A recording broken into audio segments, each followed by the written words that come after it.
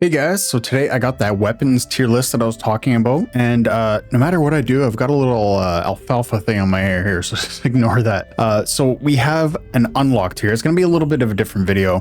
It's kind of like a fusion between a tier list and a guide, I guess you'd say. So we have an unlocked tier, then a max tier. So the unlocks is going to be the ones that you want to unlock first, obviously. The max is the ones you're going to want to max first. Damage and survive is for two different routes we can take. And then orange and purples, I'm just going to go for the orange and purple ones because they're not really that important, to be honest. So first things up, the Conquest Spears going right into unlock. And just unlocking it is good enough for now. You're going to want to equip this on your Zuje Long, whether you have the immortal version or not. This is going to guarantee that he's going to be able to get his skill off thanks to the Rage Fire buff, which prevents rage from being reduced to below 4, which is awesome. It's only going to last the first turn at unlock, but that's all we need really. Next up, we have the Sky Halberd. We're going to unlock that one next.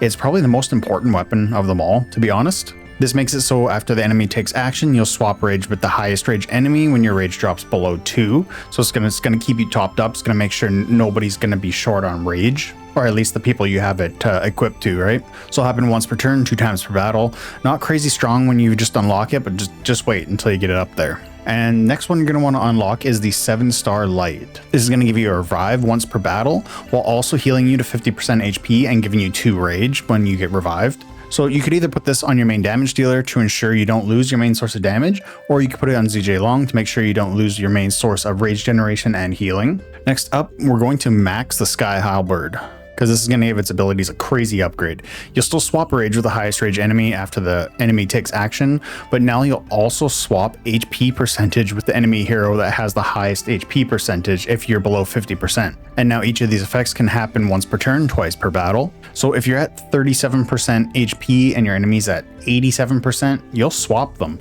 So it's almost like healing you while damaging the enemy. It's really, really good. Also, now when you receive fatal damage, you'll survive with 1 HP and get unyielding for 1 turn, meaning you just can't die.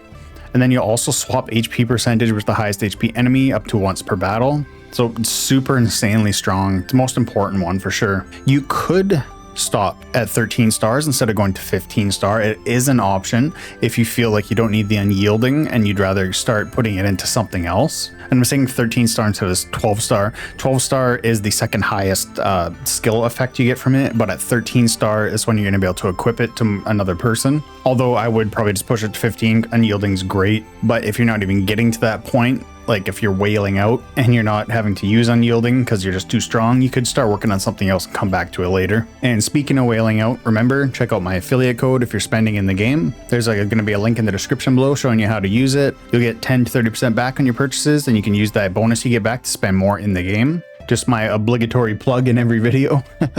So next up, we're going to max out 7-star light. It's going to now revive you with 100% HP and even a 30% shield. It'll give you 4 rage, and it'll also let you immediately take an action. Really, really solid weapon here. So now we got a few mythic weapons left, and the order can vary depending on your team and what you got going on.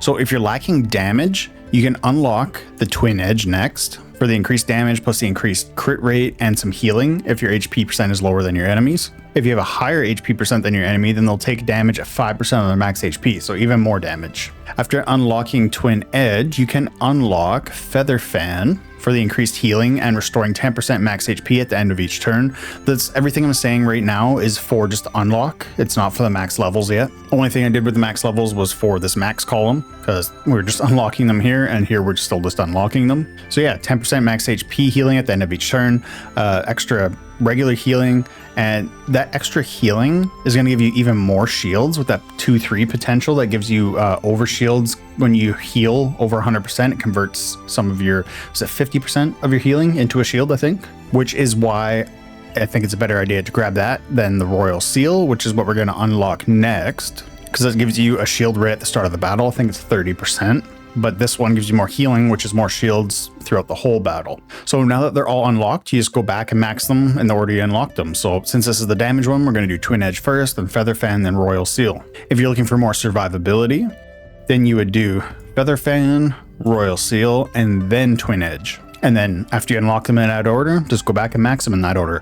After you have Sky Halberd and 7-star Light. Those are the most important ones to max. That's why they're higher tier. You do those ones first. So the orange and purple ones are pretty self-explanatory, but we'll go over them anyway. We're almost done. The Gooding Blade, which I'm pretty sure is supposed to be the Guiding Blade. I think they did a typo there.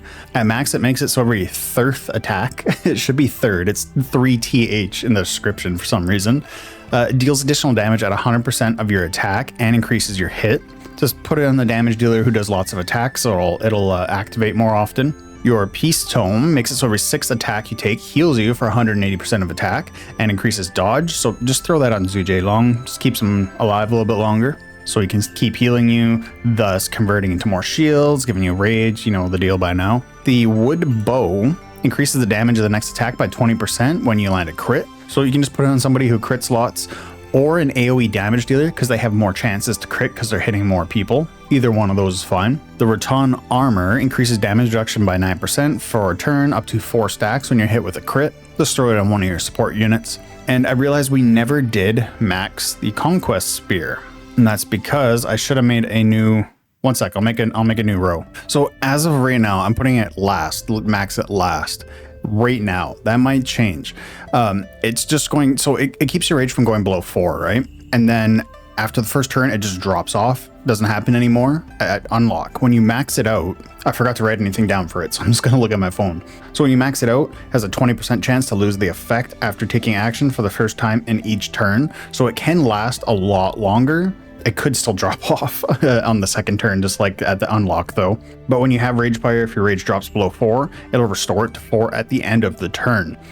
So the thing with that is, as long as we can make sure our Zhu Jielong gets his skill off at the beginning of the turn, it's going to give everybody a ton of rage. And then it just kind of snowballs from there, because you're going to have enough rage going forward after that, really, because we don't really have a lot of stuff that can take down our rage a lot, except, now I think of it, the Sky Halberd. But that's just rage swapping if your rage is higher.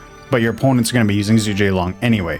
So I'm just thinking it out through in real time right here. Since both people are going to have Zhu Jielong, both going to have lots of rage. Kind of right now we're kind of going to be swapping high rage with high rage. So you could just, this could just be last. It's not important right now until we get a new unit that could throw out this mix. I think this is a pretty solid spot or solid path to take. Yeah, so unlock these first, max these next. Then depending on what you need more, damage or survival, go whichever route. So before someone asks, at unlock, you can equip them to 1 unit.